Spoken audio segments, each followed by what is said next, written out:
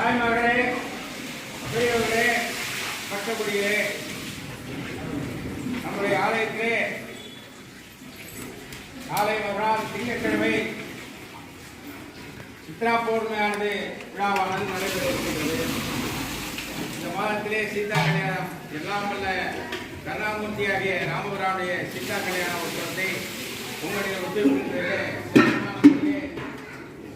சிறப்பாக எந்த விதமான தடங்களும் இல்லாமல் சிறப்பான முறையை நடத்தி கொடுத்தீர்கள்.